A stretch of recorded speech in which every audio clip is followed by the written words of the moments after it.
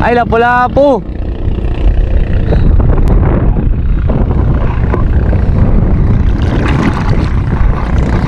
Huli bas ka? Huli nga. Ano isda to? Parang hindi siya lapu-lapu. Tignan.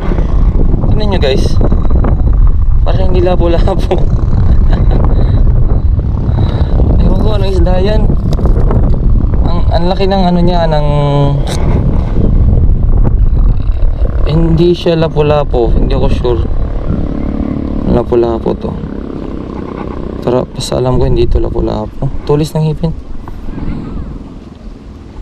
Nakahuli din. Parang hindi siya lapu-lapu bro.